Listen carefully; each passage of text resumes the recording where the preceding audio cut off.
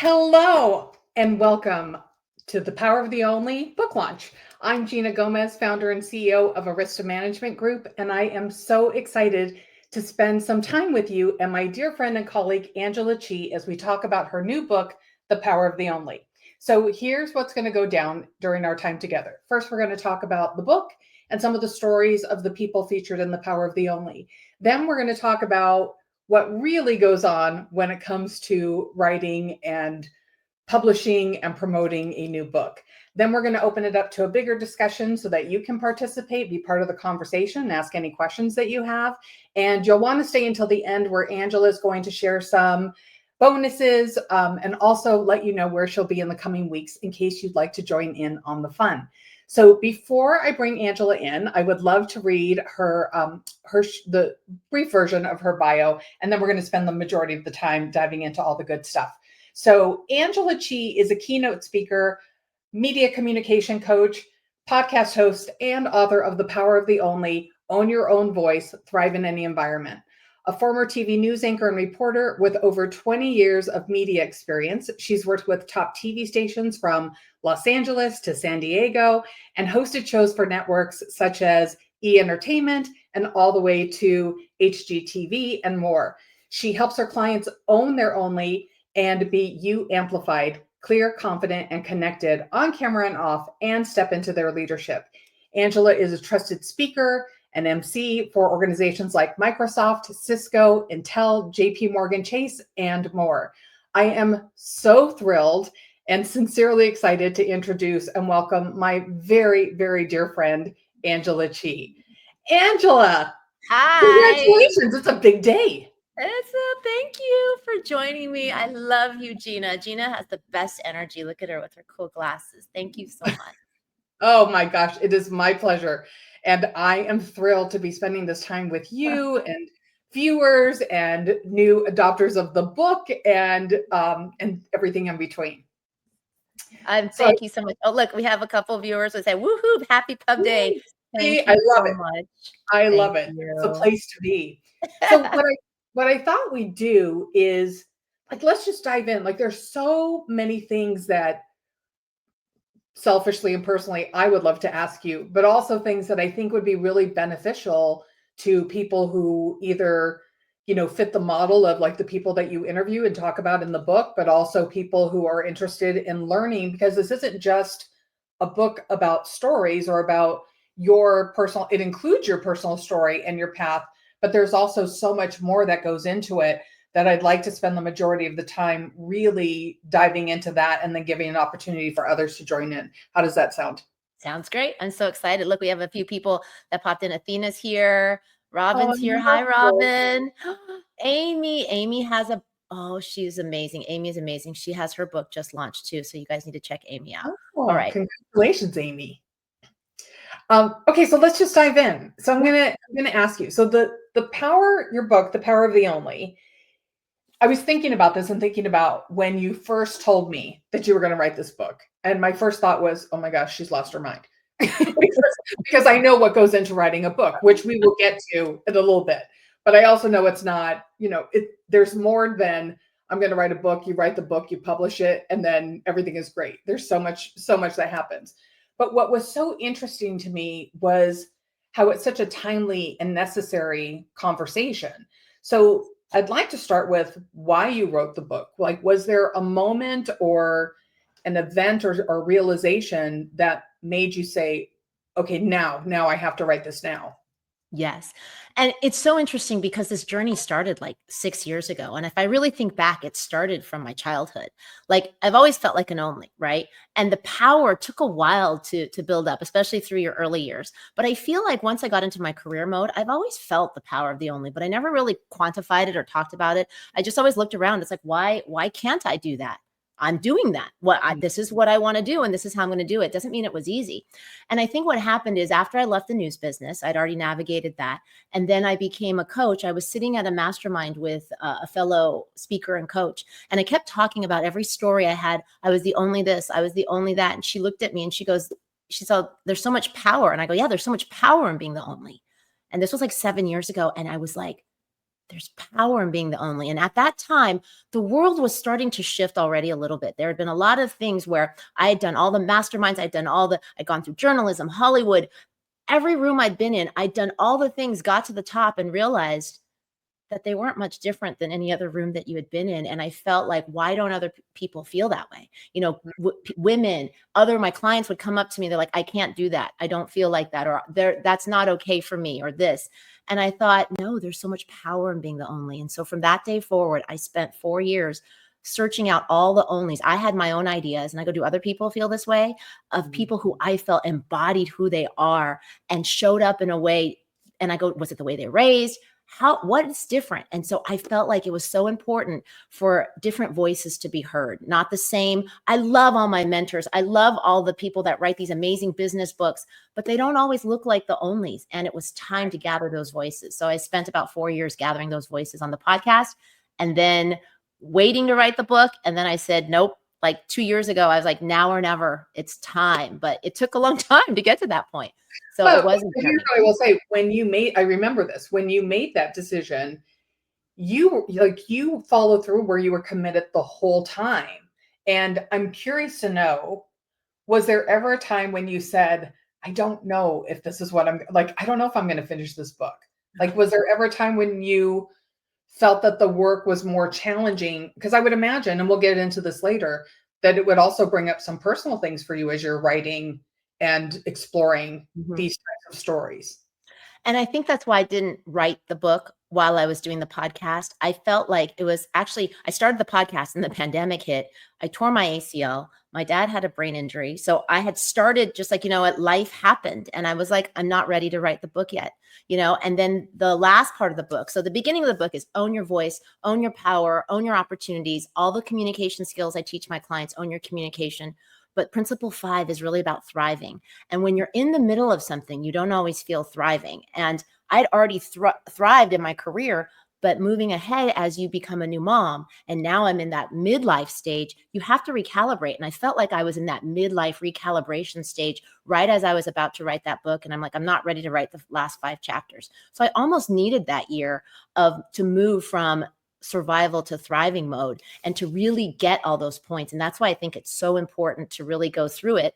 And I just felt that I had some lessons to learn, and we're always growing, and I'm always going to have more lessons. But I went through a long process of a lot of healing, but I tabled it for a while because of all those things happening. And so I joined this writing group. I started writing, and then I just sat there for like 4 months, and I was like, I don't think I can do this. And then one day I was like, October 2024, it's happening. I called up the publisher and I was like, are you ready for me? We're doing this. And they said, yes. And then I said, ooh, that's the election. February 2025. And this was like a year and a half ago, before any of the, before we knew what would happen. I just knew it's a busy time. And so February 2025 became March 2025, but I still really stayed on course to get it through that deadline as soon as I set my mind to it about a year and a half ago, but it was still a long time. Well, I think the key word here is not just the power of the only, but the power of you, right? Well, this is what I've known about you since I've met you, is that when you make decisions, you don't just make decisions, you make big decisions and you follow through. So you and I share a lot of similarities, both being women of color, both being entrepreneurs, growing up in the same area. I'm really curious to know, in addition to finding power in being the only, how has your upbringing shaped your experience and the way that you embrace being the only?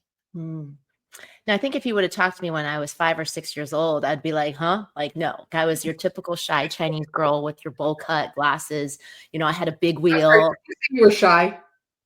Yes, I'm still kind of shy, actually. I mean, isn't that funny that people that are speakers and out there, I can be shy. I'm not afraid of anything, but there's some things where, your old part kicks back in. You're like, I don't actually like being the center of attention. I'm more than happy for someone to be the leader or whatever. But so yes, so early on, and then when you step into your only, it's really about that being that, having those experiences as childhood, my parents raised me to be very humble, not to rock the boat, not to show up.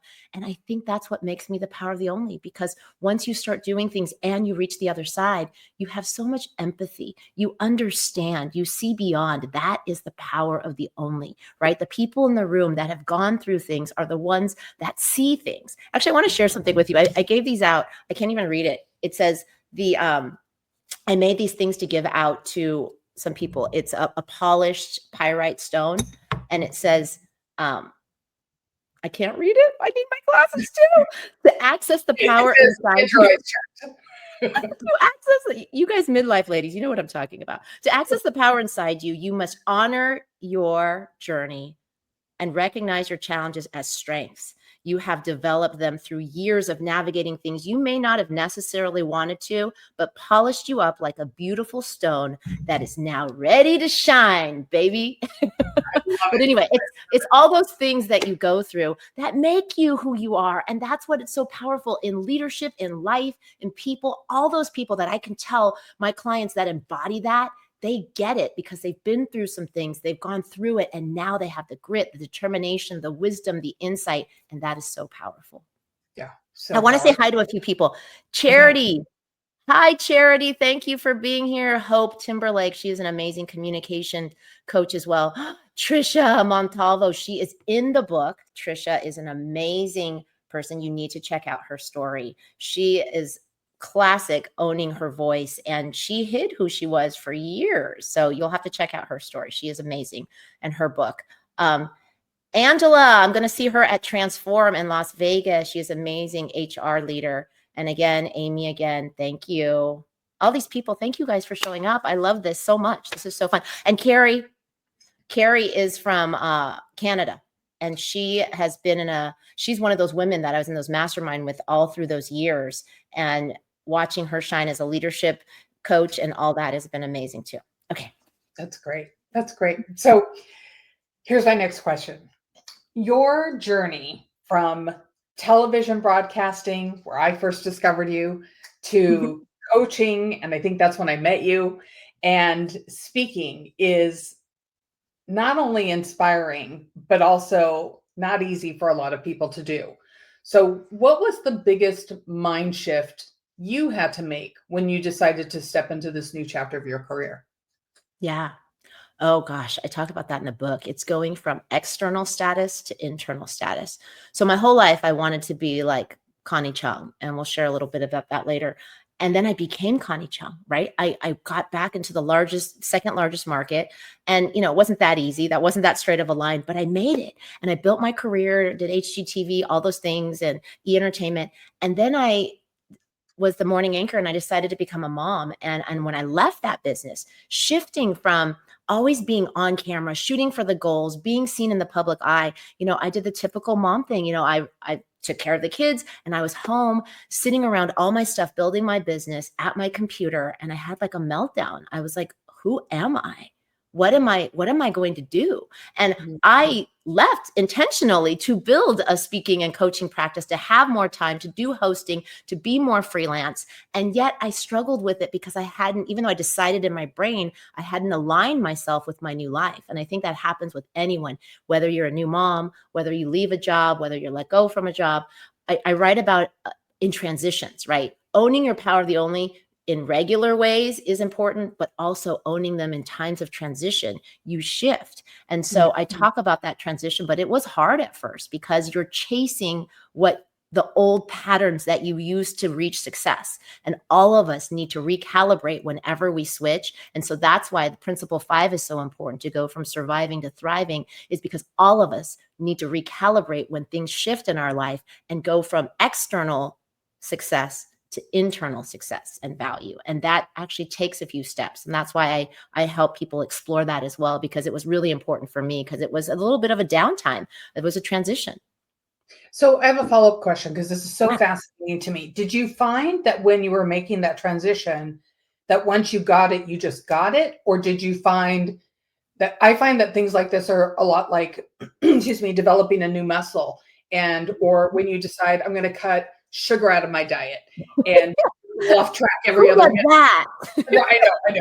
Well, not clearly not me. I'm So trying. I'm I trying. try all the time, and then I just and then my internal Yes. success says no, have the cookie. But I'm really curious, like when you were going through that, did you find it like once you made the connection, was it like okay, it's go time, or did you find that there were times when you'd fall off track and have to readjust? And if so, what did that look like, and how did you get back on Yeah. track? I see it as layers of an onion. It's the same thing with searching your own identity, right? Who I was when I was a 6-year-old girl is different than who I was when I was a teenager, different than who I was when I was a young aspiring reporter. And then I became a new mom. And now in midlife, it's different again. Mhm. And someone may be at the same life stage as me, but they may not be on the same journey, right? They may just be discovering their identity. Like Trisha, who is in the book, she talked about she peeled back the layers of her onion, found her identity in her mid 40s. Like she just stepped into her only, and she was powerful and successful. And so for me, what happened is it was stages, right? Because you can decide something in your head. You're like, I'm doing this. And then you get a setback. And then you have to use all those emotional muscles, right, to really go for it. And until you get the validation, and everyone always asks me, how did you become so confident? You become confident by putting yourself out there, either failing and then doing it again or getting validation. And that's what's sometimes I don't put myself, you get scared. You don't put yourself in those environments that you might get rejected. But if you don't get those rejections, or if you don't get the validation, right? Sometimes it's not rejections. You need to do it to get the validation because that builds the muscle, right? It builds the muscle. And I think that's why I am successful now is because I did put myself out there and I did get rejected, or I was in industries where it was just known that you would, right? You knew that I knew that I had to put on a Teflon armor. And so that made me successful and resilient. I know I can do anything and take on anything, but it also makes you burn out. And that's why I put those thriving things in there because the old way of doing things. But yeah, it was hard for me at first. And then I became a knowledge seeker. I went from chasing success in the leadership ladder of my career Mhm. to chasing information. Tell me more And about yeah, that. entrepreneurs out there, you know what I'm talking about. Chasing information. So I went from chasing title. Now I can control anything. I can control my clients. I can control what I take on, what I don't. I went to chasing information. It was never enough. I was never ready, right? I joined this group and then I learned, I first discovered online marketing. I was like, what is this world of online entrepreneurs? I spent like 10, 15 years learning from people, taking their courses, doing it on the back end. It didn't just happen, right? I cultivated, I learned, but there comes a point when you don't need to learn anymore. And then right before the pandemic, right when I got hit with the power of the only, I'm like, no more masterminds, no more information. I know there's a chapter in here too. It's called the discernment chapter. I'd love for you to check out where I sat in a room and all of a sudden I pulled away from myself like I was hovering above. And all I heard was Charlie Brown's teacher. Wah, wah, wah, wah, wah, wah, wah, wah, wah, wah, wah, wah.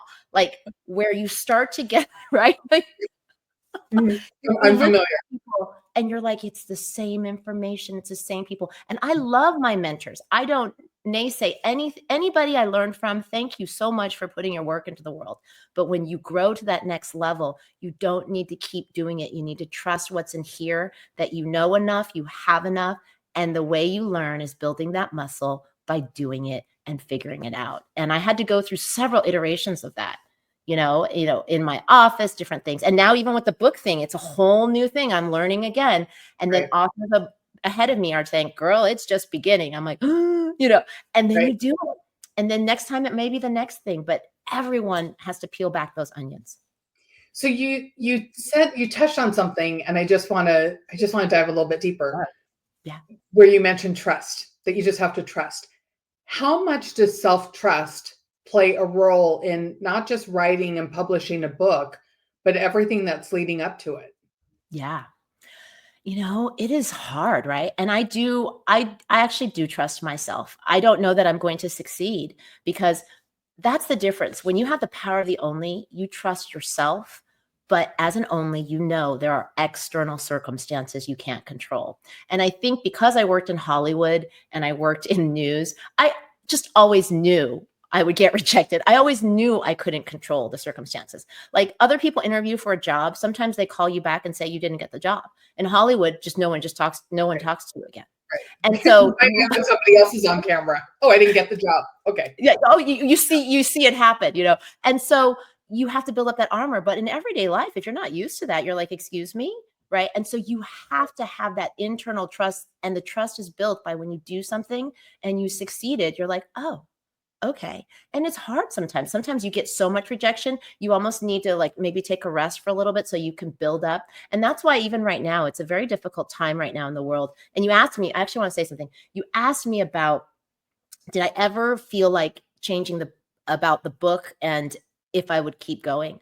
After I wrote the book, it was done. It's been, ready to go since December and it hadn't been printed. The world changed a lot in the last 3 or 4 months, right?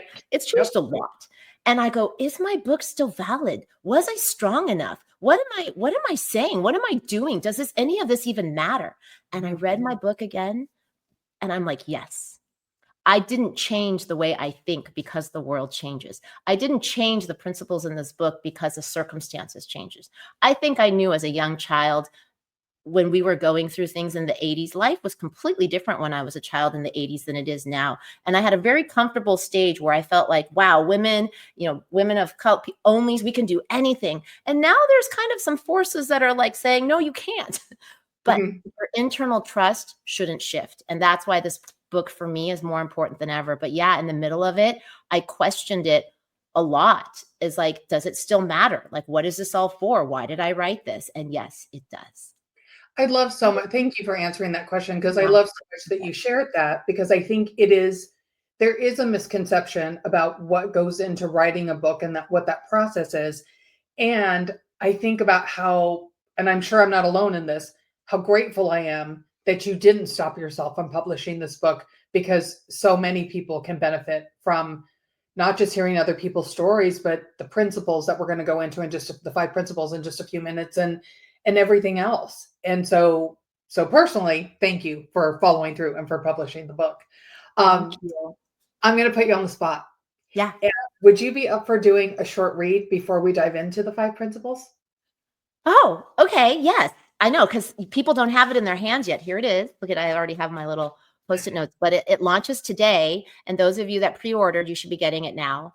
And I just have to share that AJ Harper is here. Thank you for being here.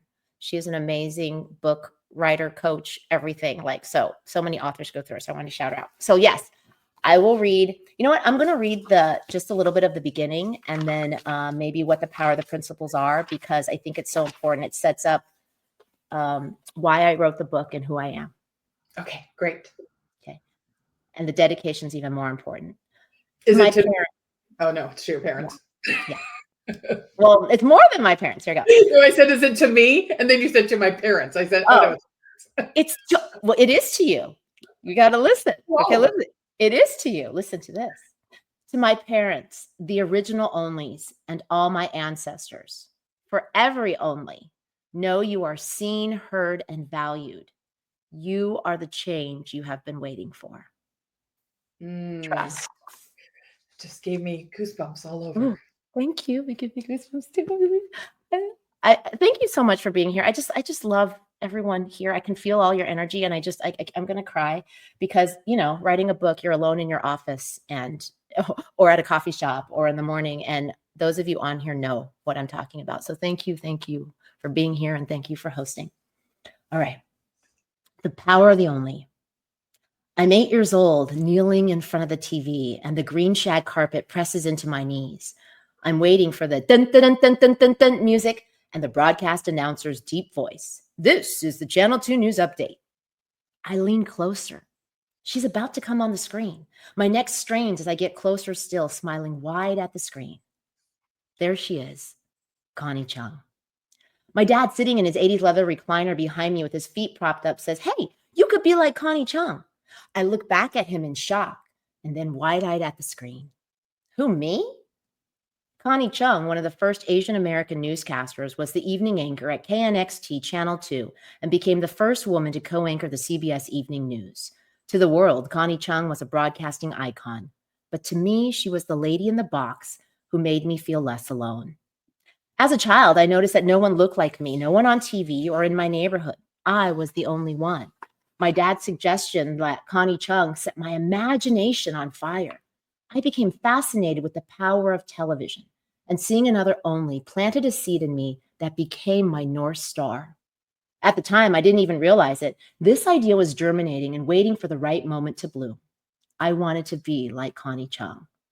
On December 3rd, 2001, 19 years after my dad's suggestion, I started my first day as an on-air reporter at Channel 2 News in Los Angeles, now called KCBS, the same station on which I first saw Connie Chung. In broadcasting, many of us hope to make it to the top. The road to my dream was filled with hard work, sacrifice, competition, rejection, and adventure.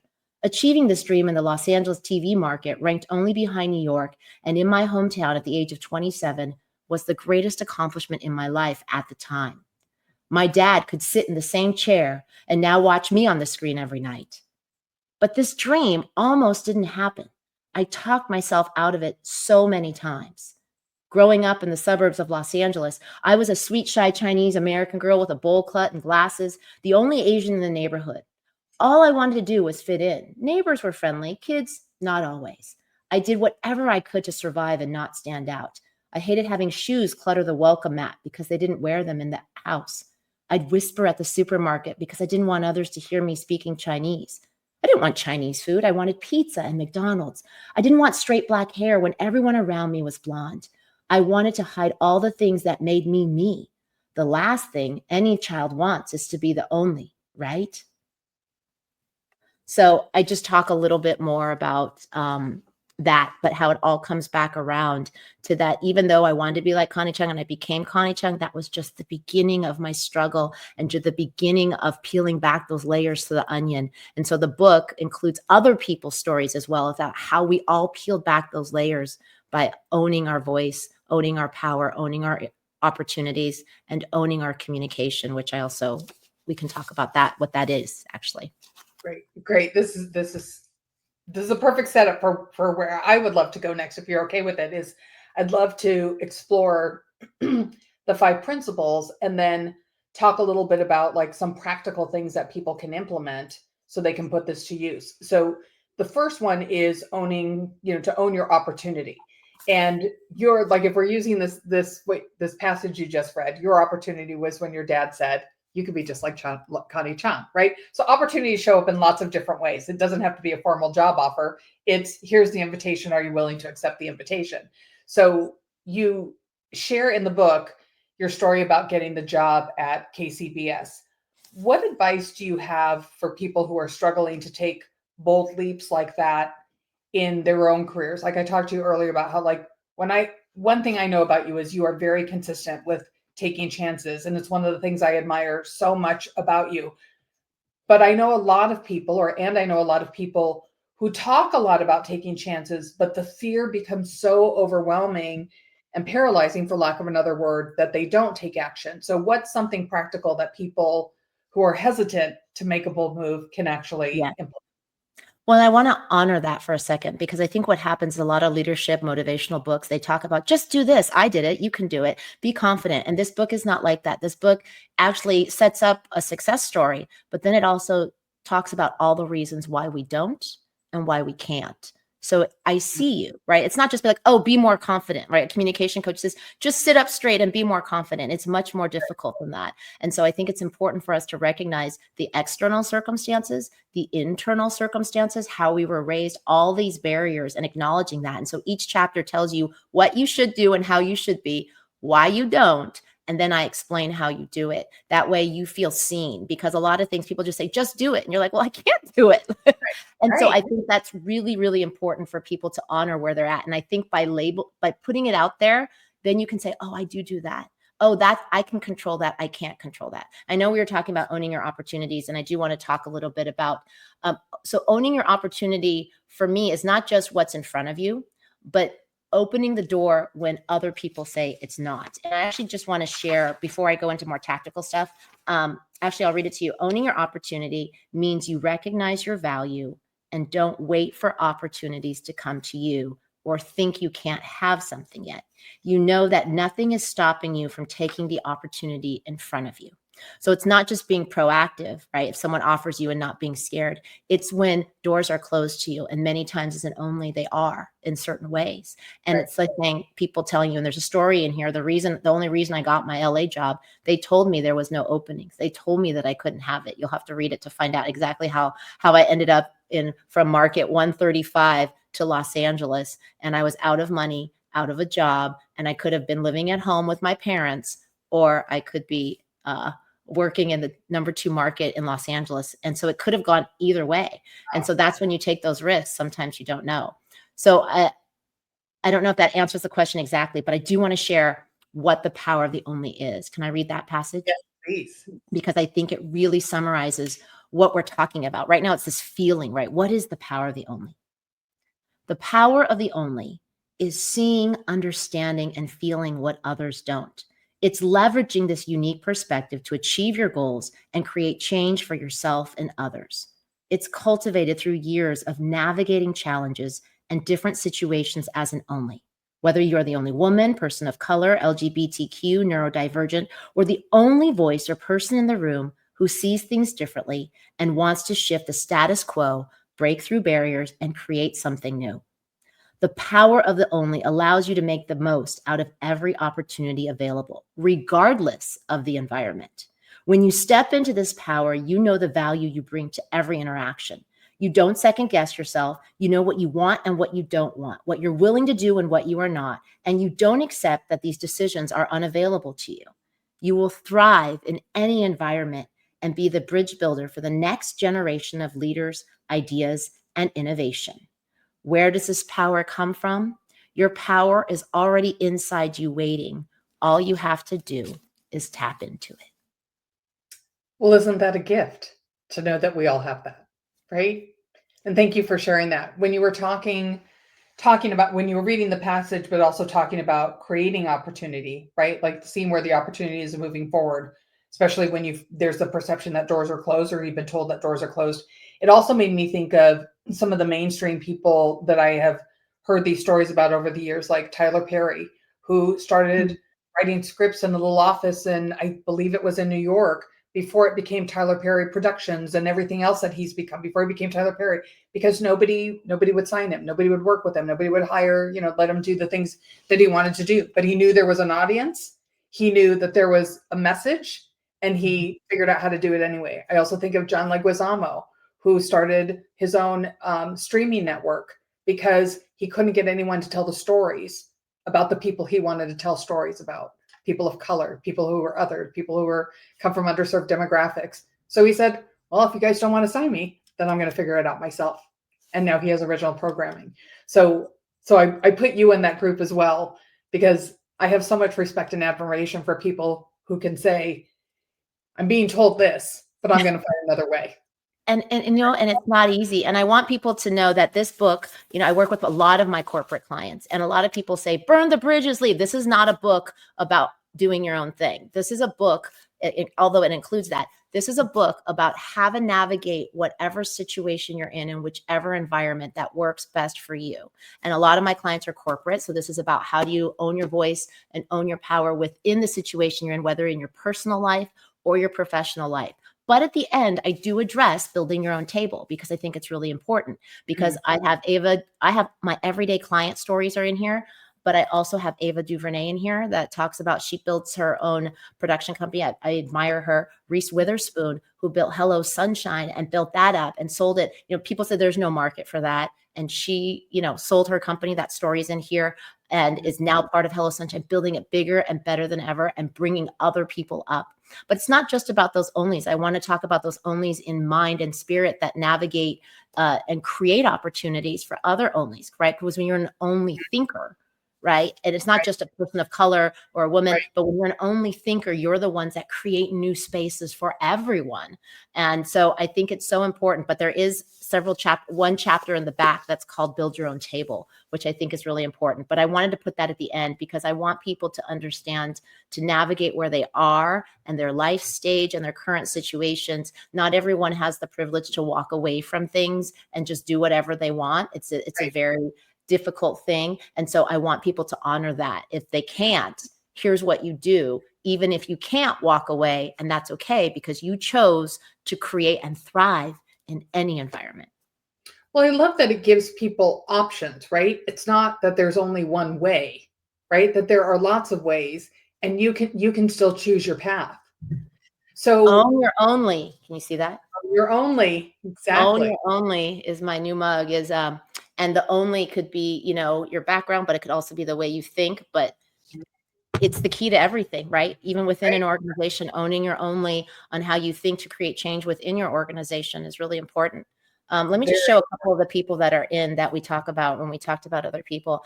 These are all the onlys that I've interviewed for the last 4 or 5 years that are in the book. And there's many more than that, many of my clients. But you'll notice that it's not just a certain type of person because, a lot of times we think onlys are, oh, just like me. But, Dave Knoll over here, he is the producer. Dave Knoll, I don't know if you see him. He's white. He's a gentleman. He grew up on subsidized lunches, grew up in a tiny town with like no street lights, and now he's a Hollywood producer, created Chopped. And so there's lots of stories of where people feel like they've navigated only spaces. And I just wanted to recognize there's Deb Liu, former CEO of Ancestry, several speakers in there, Ann Chow, CEO of AT&T, Carla Harris. There's just lots of different people. There's Gina Gomez. And so I just admire a lot of these people, how they've navigated spaces, and each one tells their own individual stories of how they navigated, and it's really important. great. So let's go to principle 2, which is own your own power. So you say we don't need permission to take up space, which I love. But what do you say to someone who knows this, like they get it up here, but not necessarily right here? They still struggle to fully own their power. What do you have to say to someone like that? Yeah. We all need that. Now we're going to go to tactical kind of communication training. A lot of it's mental, and sometimes you aren't going to always step into those spaces. That uncomfortable feeling sometimes exists for a long time, right? It's like you don't always push through. And so that feeling, I like to see it as energy. So when your body's revving up to do something, there's this energy that generates, and we see it as fear. We try to push it down. Why do I get butterflies in my stomach? Why don't I feel like speaking up? How do we break through that fear? You actually need that energy. I still get nervous when I go on stage prepping for this. It's that energy that's like, I'm not going to do it right. And however you're wired, mine is like, am I getting this right? Am I getting this right? For other people, their voices may be different. The difference is when you start to master it a little bit more, you still get the feeling, you may still get the voice, but you know where it's coming from. You know that you're going to get it. And then you know that it worked out last time. And so you're like, I'm okay. It's just that feeling. And now I'm going to do it. But that comes from experience. I want to share. So I call it breaking through your fear, is seeing that fear not as something to push away, but it's energy, because you're about to do something big. You're speaking up, you're speaking your truth, you're showing up, you're sending things out that requires a lot of energy. And that energy needs to be generated from your body. I talk about the Yerkes-Dodson law, which is this curve of like, we all need a little bit of stress to get to that peak point. And if we stayed down here, then I wouldn't do anything. If you didn't have the fear, you didn't have that uncomfortableness, it revs up your engine. And so the book is also filled with some scientific principles. Like, I'll tell you what I think, other people will tell their stories, and then I actually back it with a little bit of science so that you understand. And I think when you start to understand how your body works, why you feel the way you do by digging into your past and breaking through those piece by piece, and everyone has a different story, you start to go, I'm okay with that. I know that's going to happen. So it's not an easy answer, because different rooms require different amounts of energy. And sometimes it's not the room for you either, right? Sometimes owning your space is not enough. Giving yourself permission is not enough. And that's why sometimes it's okay to not fit into certain rooms. But for the most part, we have to distinguish what is in my head and what is actually happening. Right? And we have to create new patterns and achieve a little bit of success, little mini micro successes that allow us to push forward more and more. I want to see what. Oh, go ahead. Yes, I want to see. Why we Carrie don't says, criticize. I love this. Thank you. Okay, I just wanted to share some with people. Oh, so many onlys in that photo. Yes, there were so many onlys. But I hope that answers a little bit. Oh, and I also want to share a little bit the other onlys in Ann Chow, who was a CEO for AT&T, one of the divisions, and she's on speaking tour right now and her book and all that.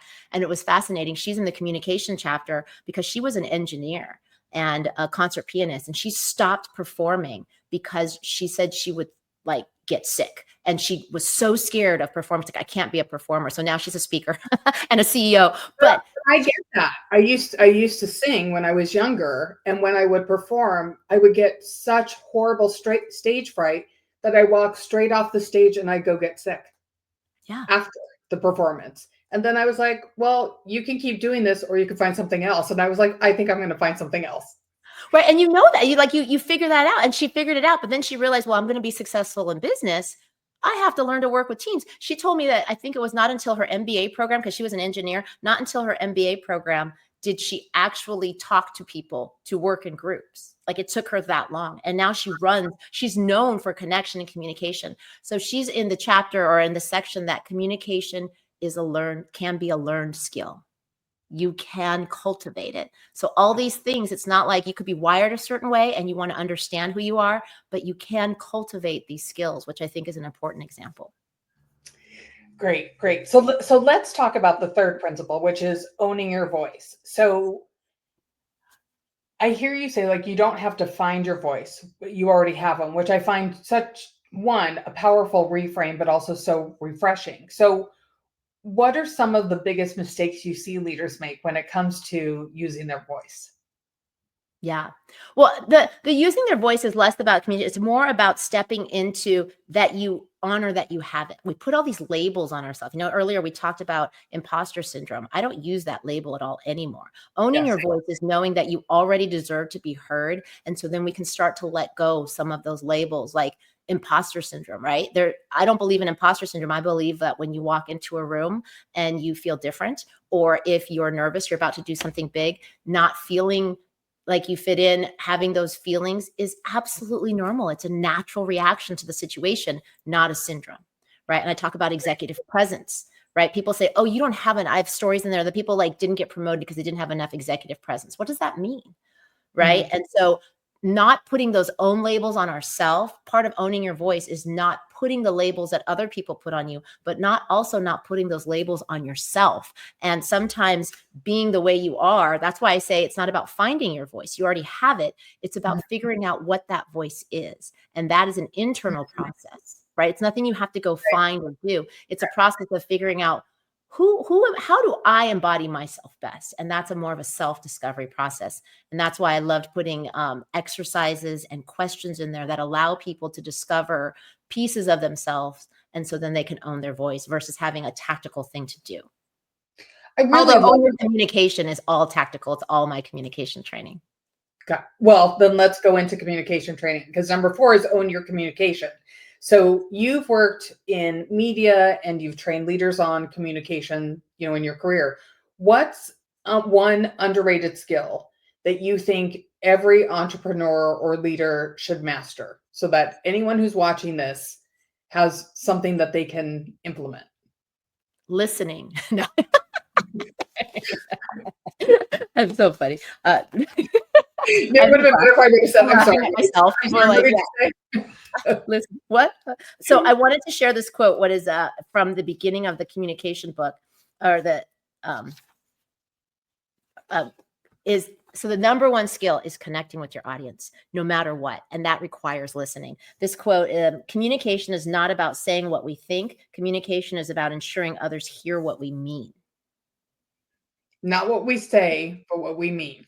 Yes, hearing that they hear what you mean. That's from Simon Sinek. But the number one skill is connecting with your audience, and how you connect with your audience. And that's part of my You Amplified process. And I think it's because people come to me, they're like, oh my gosh, I have slides. What am I going to do for a presentation? What am I going to say? How am I going to look? How am I going to feel? They're so worried about themselves.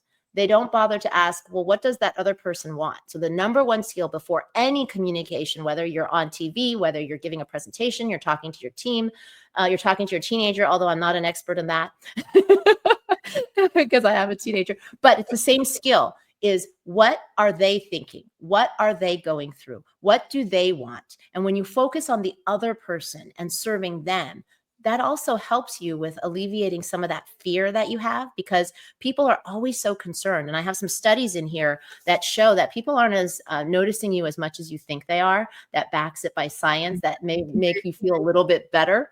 And there's also skills that when you're focused on the other person, it actually cognitively helps your brain to relax because you're in a serving mode versus like a self-conscious mode. And there's also research on that. But so the number one skill is to connect with your audience. And I think because you are an only, sometimes that is can be one of your strong suits, because you've navigated environments. You're aware, you're listening. When I was a bridge builder or a translator for my parents, I'm constantly aware of how people are feeling, what's going on. And that can teeter into hypervigilance, which is also a stress response, which is not good.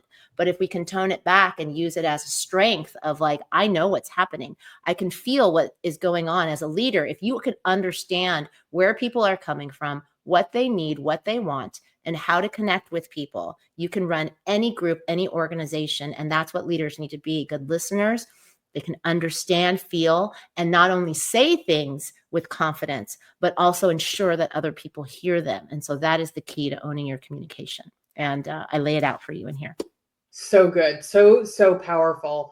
Because I think we make a lot of assumptions. And I love that you brought up two things. One is how you tie science into what you're teaching. Because I think it's very easy to say, well, do this, and here's what's worked for me, and da, da, da.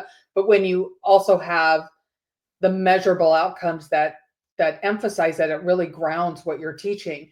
There was something else I was going to ask, and now I forgot, but it'll come back to me.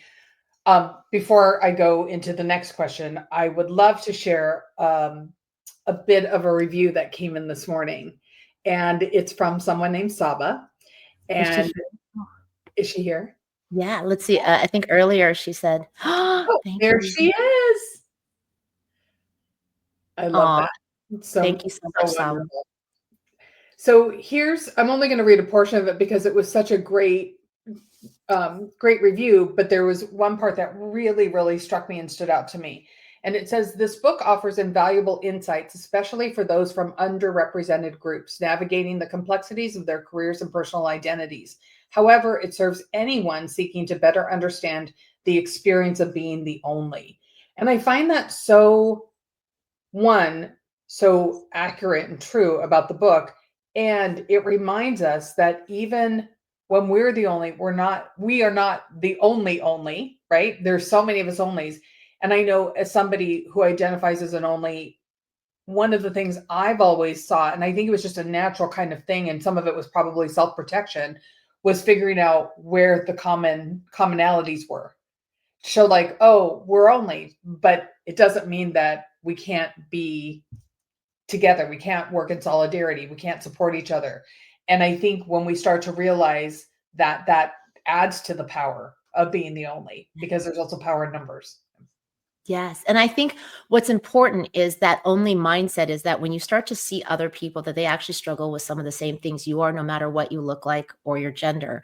And that's why I love being a coach, is because I get access to these high-level executives. I get access to these leaders, and they come to me because they have a problem, right? They're not showing up in the right way, or they need this. And as a journalist, after interviewing all these people and meeting all these people and hearing what they struggle with, a lot of us struggle with the exact same things, no matter what we look like, no matter what, onlys have extra layers. And that's why I wrote this book, because we're not all the same. We have extra layers that make it more difficult for us. But at the core, most of us struggle with the same things, or am I enough? Right? Mm-hmm. It all stems from, am I enough? And so all the things that people struggle with leadership at work, when they come to me as a communication coach, I find the through line is that we're more similar than we're not, because I train a lot of high-level men. I train a lot of women. I coach kids sometimes. And a lot of it goes down to the same principles. Yeah. Yeah. Which is so interesting too, right? Because then you can see like where it can adapt for like when you're teaching the different demographics, but also again, what's the through line? Yes. And I never want people to change who they are, but you need to change for your audience to understand what they're struggling with. But at the core, you should always own your only and stay true to who you are, but you change your messaging based on who you're serving. That makes total sense. Total sense. So you just mentioned just a minute ago about the stories of the different people from, like, you've you have powerful stories from people or leaders like Ann Chow, who you mentioned earlier, Carla Harris, Melinda Gates, Danny Garcia. Which story, or is there a story that stood out to you the most? And if so, why? Yeah. Well, I shared a little bit of Ann Chow. That was one of the interesting ones. And, you know, uh, you'll have to check out for the other ones, but Melinda Gates, and I won't tell you the story. I want you to check it out, but she didn't own her voice. Could you imagine Melinda Gates not owning her voice and having to refine it? Yeah, because it's such a needed Yeah, voice in the world. no, Yeah. but she already was successful. And Mhm. so she actually tells a story about how she didn't have it. And you're like, how could she not have her voice? And this is not earlier in her life. This is now. And Mhm. so that's a really important story. And I'll just leave it at that because I think it's an important one that people can see that like it's not about the story of like, oh, I was 20, I didn't have my voice, and now I'm successful. It was Yeah. now that she lost her voice Amazing. and how Amazing. she figured it out. Yeah. Which just shows like the power of evolution in the human, the human journey and human experience. Yeah. So, what's one story or lesson that didn't make it into the book that you, looking back, either you wish you could have included or really left an impression?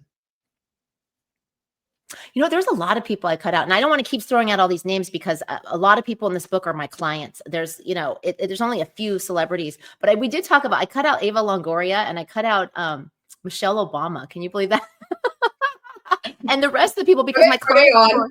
I don't want them to be offended. because my clients' stories were actually more important. But the Ava Longoria one was interesting. I think we were at a conference when she shared the story about tacos. And Mhm. it was so important because it was interesting to see how people were raised. So she grew up in Texas, right? And Mhm. she took the bus to school and a small town in Texas. And she didn't know she was Mexican. She went to school and she brought tacos for lunch. And everyone on the bus made fun of her, like, ooh, what's that? No, no, no. Would you think in the past anyone would make fun of, dumplings or tacos? But back then people did. Right. And so she comes home from school and she's like, Mom, I want peanut butter and jelly. I don't want tacos. And she gives it to her mom. And she's like, her mom goes, oh, okay. So the next day she opens her lunch. She goes to school. She's like, oh, I got peanut butter and jelly or whatever sandwich she has. She opens it and she's like, there's 5 tacos. And her mom was like, Which you is don't ever typical let of anyone a Latino mom. That yeah, is she's that like, is "You don't what let they are. anyone tell you that, the tacos aren't okay." But no, I didn't put that in the book, but there was just that same portion of like, where do we get our backing? Some people, my parents were raised like, don't rock the boat, don't rock the boat. And they always told me to go along and I went against it. But it's interesting how we were raised and what different things. And so I didn't put her into the book, but I thought that was a cute story. It's a great story because it's also a great story of like while her mom didn't say it, she's showing her like embrace who you are, be proud of Yeah. who you are. This is who you are. I've told Yeah. you the story about when I was little and my mom, they had Heritage Day or something like that at school and I was in grade school and my mom dressed me up as a Mexican. Like I mean I had the braids with the ribbons in it, the white blouse and she'd made this she sewed and made this, beautiful skirt.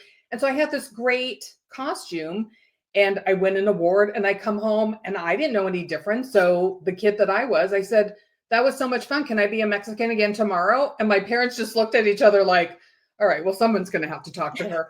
But I think that's the thing, right? It's like I was taught to embrace who I was and taught where not to like. So it was a little bit of mixed messaging, right? It was like embrace who you are, but don't go too far where you're going to get into trouble, but also test, like push the boundaries. And that's why it's So so fascinating. That's why people need to tell their stories because other people may go, "Oh my God, that's exactly how my parents were." And other people are like, "Oh no, I didn't have that experience at all. This was mine." And so all those stories are layers to who you are and your identity. And that's what I hope this book does is that it allows it to be okay however it is, to honor your past and to honor your future. And it gives you kind of a roadmap on how to navigate that and how to do it for yourself. It's not my roadmap. It's a coaching book. So it allows you to find your own way based on all these paths of other people, which I think is important. yeah, yeah. So here's a question for you.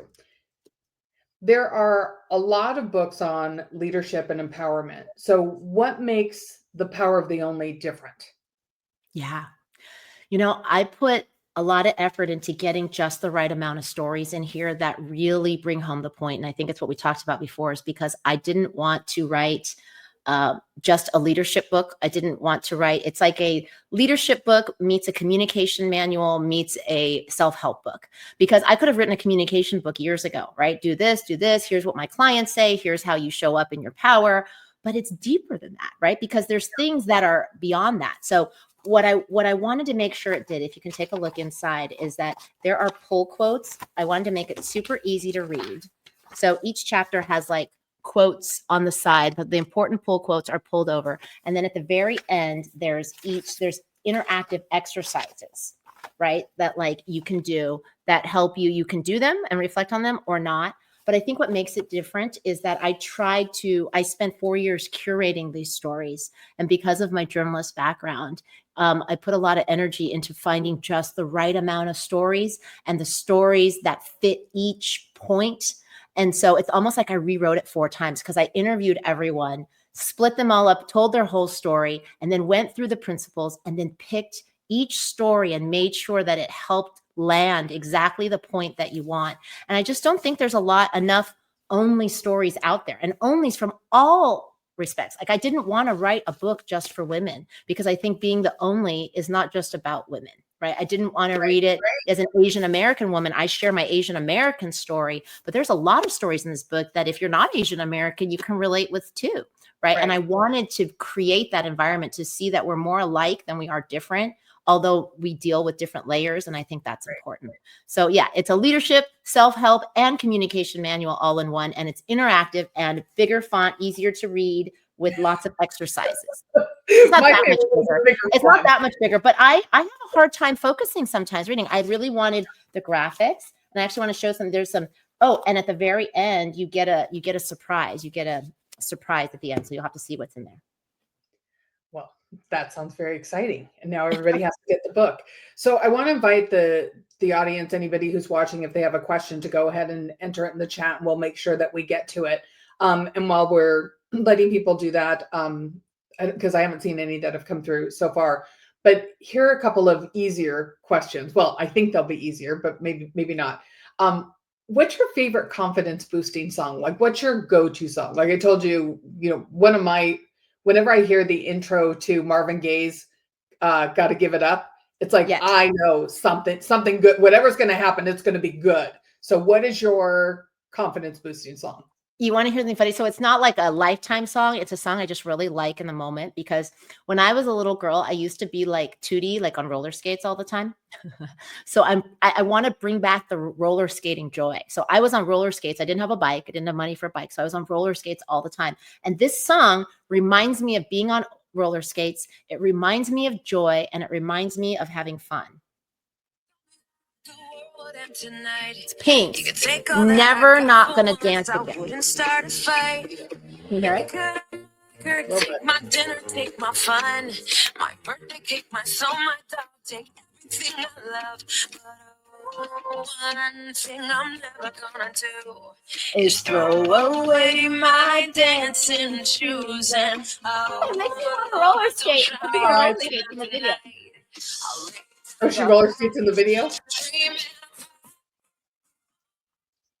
Oh, no, it stopped playing. So now we just see you dancing. Oh, there we go. Okay. I'm never going to not dance again. And so it makes me happy, because it feels very free. And I think for a lot of us, in order for me to be successful, I had to be a certain way, even like my news anchor self. And when I became a communication coach, I actually had to train myself, because I had to peel away all those layers of who I was, who I think I needed to be. So that song just reminds me of like freedom and roller skating and all that. And I think it's important. I do want to share, Saba said something. She's like, I love the Spotify playlist you shared. So for those of you, if you stay till the very end, I'm going to share the playlist with you. And so you have access to it. So stay tuned for that. And I do want to share a little bit behind the scenes too, but thank you, Saba, for that. Excellent. So what's something you used to believe, but you no longer believe? You know what? We talked about that a little bit. Discernment, that you constantly need to search outside of yourself. You need to give yourself permission. You need to trust yourself. And that the old advice was that other people knew more than me. Other people knew better, right? constantly looking, am I doing this right? And when you're younger, you need to gather knowledge. It's so important, but ultimately you get to decide, you have discernment on what you take in and what you leave behind. And I think when you're younger, of course, you're going to take in as much information and you think that's the right way. And then you go through it and you're like, oh, well, that was very good, but that didn't serve me. But it takes a while to get to that point. And I think as we get older, you can take everything at face value and then you get to decide what you take in and what you leave behind. That ultimately your intuition and your gut feels much stronger. And I think it takes a while to have things work out for you, have that trust in self, that in the end you realize, oh my gosh, I did all these circles. I asked all these people. I learned all these things. And at the end, it's exactly what I thought from the very first get-go. But you have to go through that journey in order to get to that point. You can't just be as a young teenager going, yes, I trust myself. I know exactly what I'm doing, because there's way more people that are always wiser than you. But you have to take that wisdom from the right people. And so there's a whole chapter on discernment. And I also talk about media literacy and the information that we consume, what you take in to protect your energy and what you leave out. So I think that's the number one skill set, that in the future, we don't need more information, but we need to know what we take in and what we keep out. I think that chapter right there is so critical. And especially as we, I think that we have an opportunity to really embrace critical thinking right now in this time in the world. And that ties in perfectly to what you just said. I'm just watching time. So before we start to wrap up, I just have a couple of questions that I want to ask you about the behind the scenes aspect, because we haven't really covered that. And there are a couple of things that I think would be really valuable for people who are watching this, people who are thinking about writing a book. So I'm going to ask you a couple of quick questions, and then I'm going to ask you another question. So what was your favorite part about the experience, and what was your least favorite part about the experience of writing and publishing a book? Which one do we start with? No, my favorite part, I guess. I'll start with my favorite part. My favorite part was really taking a survey of my life and unpacking it and experiencing it and honoring it and cherishing it for all that it gave me, even the hard parts, right? Like even the hard parts of when you're a writer, you have to go through like you're going through it again, right? You have to go back to when you were that kid, that didn't get whatever they wanted. Or, I had a couple incidents where I wrote about where I reflected warmly on my childhood. And there were a couple things where I reflected not so warmly on my childhood, but you have to go back into that place, excavate it, present it in a way that shows people what you went through so you feel it, but then also have some sort of lesson for it. It wasn't just about, sharing my stories. It was for a purpose. And that was beautiful because it was hard, but it was like I enjoyed almost just sitting and taking myself back to that point. And it's also difficult. So that was beautiful. But the challenging part is sometimes you have to go back to those stories. The challenging part is sometimes you get stuck, and it was all the parts of the long process. When I thought I signed on to do a book, that it could be like, oh, I'll just spit that out and it'll be done because I've already gathered all the stories. I've already interviewed all the people. No, it was, I finished writing that first draft. They call it an S first draft. For itty. I don't like to cuss, but the first draft, just get it out. And I feel like I wrote 2 or 3 more books after that because I had done research for 4 years. I'd interviewed people. And yet after the first draft, I must have read 70 research articles on all different things, additional to what I did before, just to make sure that each thing was necessary and landed properly. And everything always takes a lot longer than you think it should. And so I fell into some bad habits of staying up late with the adrenaline, like all the things that, I say not to do. And I even wrote a line in there. It's like, I'm doing all the bad habits that I know that I'm not supposed to be doing. But the difference is when you're older, it's not, as long as they don't lead to burnout, that it's for a purpose and that you're able to come back to that. In my younger days, I would have just drove myself into the ground and kept going and not looked back. I still did that a little bit, but now I'm like, okay, I need a little bit balance on the counter end, but that it took so long, but it was so worth it. But it was a very long process and it always took a lot longer than I thought. Actually, I want to show you, should we share the video of what it really looks like? Sure. Okay. This is me at my launch party. Gold, glam. This is how you guys are used to seeing me, right? But that's not what it's like. That is, yes, on Saturday. I hadn't slept. I got ready. And I'll just share this video that starts with what you think a book writing a book looks like and what it's really like. I'm sitting at my desk and I've been reworking the introduction chapter over and over and over. I think I got it. Marking it, May 30th, 7 o'clock. I think I got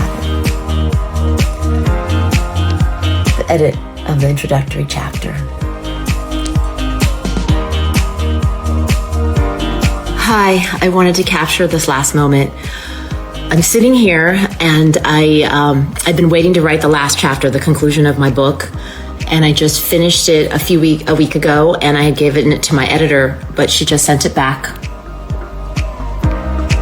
And I just read it.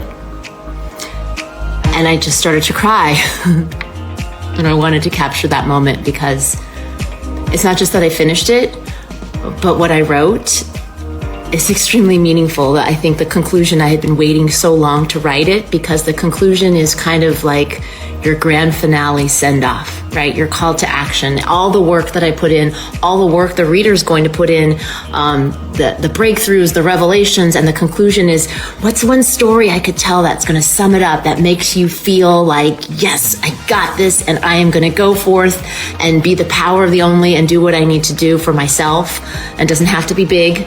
And I don't know, I just sat here for a moment and I covered my eyes and I went, oh my gosh, and I just cried a bit. And so I thought I'd capture this moment because the journey of doing anything, the journey of writing a book, you don't have these moments again. And I want to remember them. So yes, it was in my inbox. I had sent it to my editor a few days ago and I was like, oh, is she ever going to send it back to me? And I went in my inbox and she had replied right away and had given me feedback and it was pretty much ready to go. And I just read it all the way through.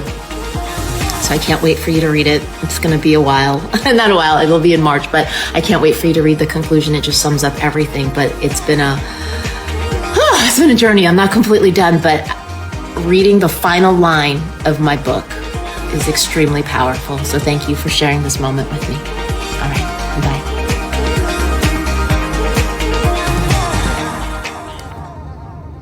I wanted to record this moment because it's December 5th and my book launches in 3 months on March 4th. And I just wanted to capture the emotions that are going through my head right now. It's just before the holidays. There's so much going on. Everyone's winding down. I'm going to cry. Gosh, I wrote a book, right? I just unveiled the cover. I shared the cover with my community, my list yesterday. Today I'll share on social media. And so I've kind of been holding on to it tightly because there's all these new deadlines and we just typeset it. It's going to go to print any day and I don't have the book page ready. And so I didn't want to announce it yet. But then of course people want to sort of see a little bit, but then there's also this period for an author. As you know, if you have been one, there's a lot involved with the launch. If you aren't, you just start seeing a lot of posts, right? There's a lot of activity. And so it starts to feel like, wow, there's a lot going on, but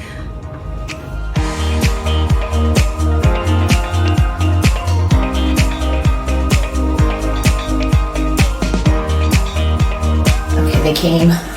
They've been sitting there for a while. Okay, ready? The power of the only, and then what I wanted, there's a little bit of pink in the description, but the back is black. But what I really wanted was inside the book is I wanted each one to have the quotes, like full quotes pulled out. Mm-hmm.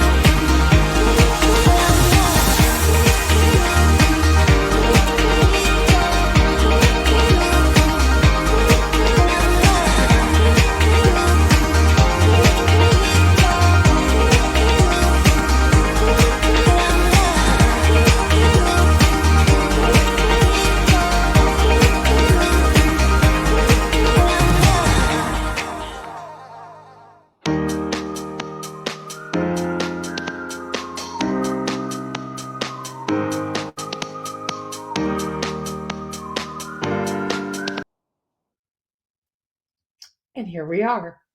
Hmm. Thank you for sharing that. That is quite a journey and experience. So I have two questions as we wrap up.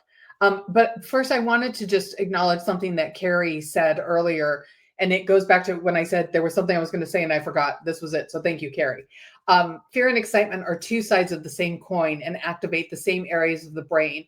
I reframe it so she's saying she reframes it so that she's excited instead of scared or nervous. And I think that's really important for us to know, is especially when we're getting ready, for example, like to get out and speak, because we were talking about that earlier, to get out and speak and you feel the nervousness, to also remember that this is an opportunity to really do something that we once thought was an idea or a dream or hope.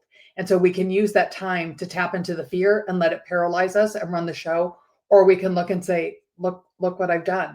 And now I'm going to create a great experience for my audience. And I'm going to be really excited that I was able to be here and be a part of this. So first and foremost, I am very excited and touched and grateful that you asked me to be a part of this. So thank you.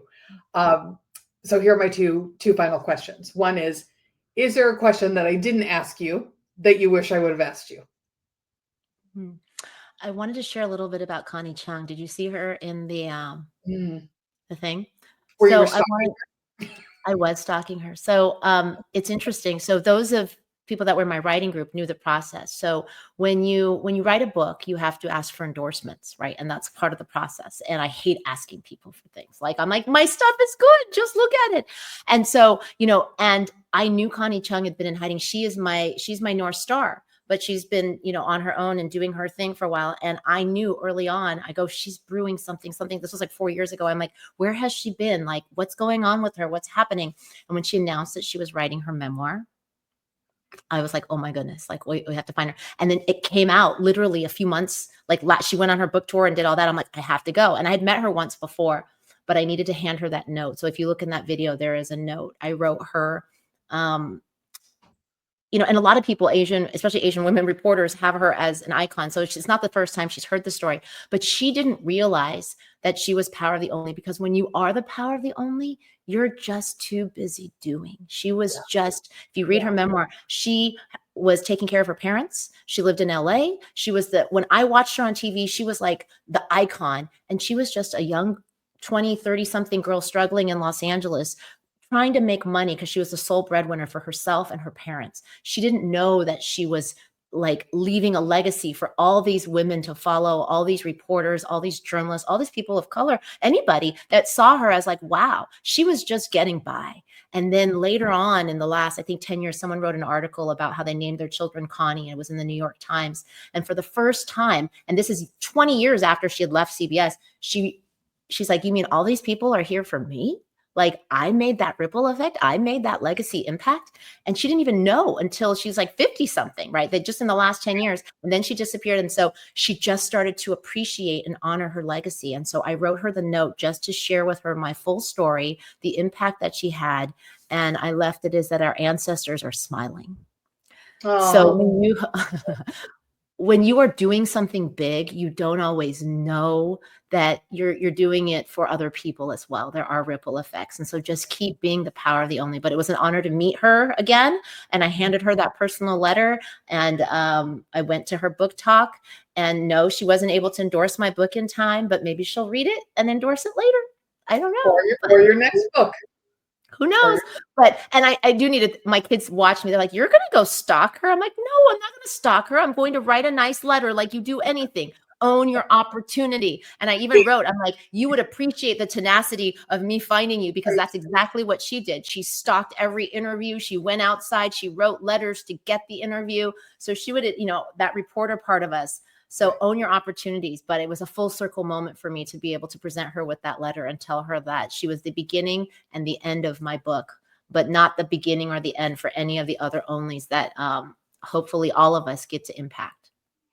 I love that this is where we're wrapping up, because I hope everyone who's watching this takes this away, that when you get to be at a place where you get to talk to the people who influenced you when you were younger, take advantage of the opportunity to tell them how they impacted you, because they don't always know.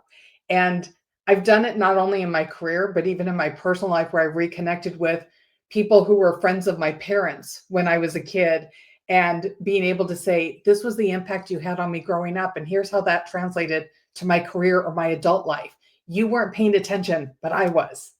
Yes. And I'm so grateful. So if you have an opportunity to do that, please do it, because you're giving so much to someone else, but what you'll receive by watching them respond and react is so much bigger than you could possibly imagine. Angela, before we wrap, so two things. One is I want to thank everyone for being here, for participating, for your comments, for buying the book, reading the book. And before we wrap, I want to thank you again for asking me to be a part of this. It's been such an honor, and you are such a good, dear friend and so important to me in my life. And I have so much love and respect for you. And I just want to say thank you again from the bottom of my heart. Now, before we wrap, if there is, or is there one thing that you hope if there's one thing you hope that every reader takes away from this book, what is that one thing? Yeah, to see their true brilliance. You know, my parents came to this country and they didn't always own their voice, but they did. They were strong and powerful. And it took me a while through my youth to see that.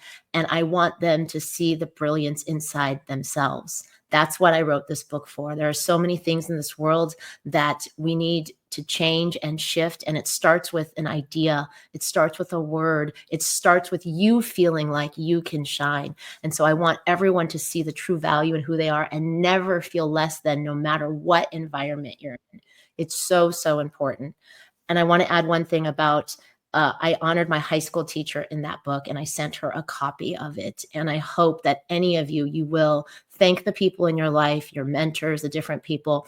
And I so appreciate all the messages that you guys have given me, my early readers and the reviews. You would think that, oh, she's on TV, she does all these things and you have all these fans. No, people that actually take the time to say thank you, or this impacted me, is so important. And now that I'm an author, if you reviews, like as soon as an author asks me for a review, I'm like, it's done.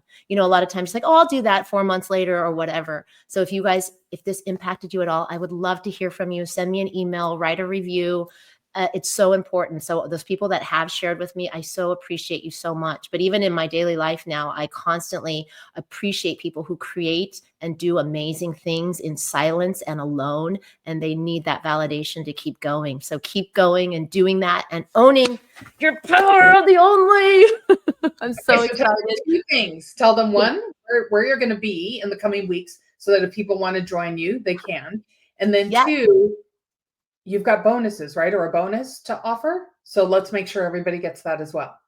Yes, I am in, my editor oh my goodness, is he still here? Have you been here the whole time? No, I'm just here. I just joined because I was like a little bit late, and I was like listening in, and I was like, I was cyber stalking, and then I came back in, and so like, congratulations, this is so exciting. He's like, if you two would stop talking. So now we're going to talk about where we're going to be. This is a perfect segue, because I was busy talking and I didn't see him. Rohit Bhargava is a founder of Idea Press Publishing, but he's also an amazing keynote speaker. So he's my publisher. But where I'm going next after this, after I have a couple launch parties here, is South by Southwest. So I'm going to South by Southwest, where I'm speaking, and Rohit is speaking as well. And it's going to be amazing, but I'm only there for the weekend, and I'm doing a panel there. Rohit, do you want to say a few words? Yeah, first of all, like, huge congratulations. Like, this is so exciting. We've been like working on this together for such a long time. We've been like talking about it for even longer than we were working on it. So I am like crazy excited that now it's like all happening. It's out in the world, and like I can't wait for people, if they haven't read the book yet, to actually read it, because it's not just like it's actually a great book also. And it's got like, I mean, there are people who like, they'll get it because it's you, right? But what I'm saying is, objectively, it's just a great book. It's a great read, and it will really help a lot of people. So I'm super excited about that. And then we're going to be spending the weekend promoting it in Austin. We have a lot of different activities planned. I mean, you've got your session, you've got a book reading, you've got a book signing, you've got another appearance there. Like, you're going to be do you have an entourage with you, like ushering you from place to place? Like, we might bring like one of our team members to do that for you, because you're going to be all over the place talking about the book, and it's going to be exhausting. But I mean, this world, like you're good at it, so it's going to be really exciting. So anyway, I'm just honored to be part of the journey. The whole Idea Press team is like so excited to be working with you, and like we're just so proud of you also. So and congratulations. Thank you so much. I'm actually going to I'm usually chasing Rohit around in his entourage at South by Southwest and other things. But we met, I told him the idea like, I don't know, 6 years ago. And you're like, it should be a book. And I'm like, yeah, later. Yeah, later. And, and there's other publishers I was talking to. And then when it was the day, I was like, October 2024 now, Yeah, because like, every time I come to San Diego, I'm like, let's go for ceviche, and we've been like hanging out. And then I'm like, is it time yet? And you're like, no, not yet. I'm like, all right, I'll be back next year. So thank you. I'm so excited. So we're going to South by Southwest, or the book is also going to be featured at the Female Quotient Equality Lounge. So we'll be there over the weekend. And then I'm headed to New York at the Catalyst Awards, which is an amazing organization celebrating companies that are really forging the path and kind of really creating inclusive and belonging environments. So I'm honored to be a part of that, to celebrate that. And also then I'm headed to Transform HR in Las Vegas March 17th and 18th. I'll be doing a panel there, as well as a book reading and a workshop. So if any of you are in any of those locations, or through the rest of March, April, please reach out. I've been doing other fireside chats, book readings. Please just contact our people or go to the angelachee.com, and we'd love to do some bulk book buy bonuses and all kinds of things. We're here for you. Excellent. Thank you so much. Bonus. Did you want to share the bonus with them? Oh, there you go. The book bonuses. Yeah. Well, the bonus is if you buy the book, but also, here's a Spotify playlist. I don't think people can copy that, but if you go to the resources page, which we'll have up soon, there'll be some other stuff. But I mean, for book bonuses, if you wanted to, corporate teams or different people wanted to bring me in, there's a whole list of bonuses on thepoweroftheonly.com. Excellent.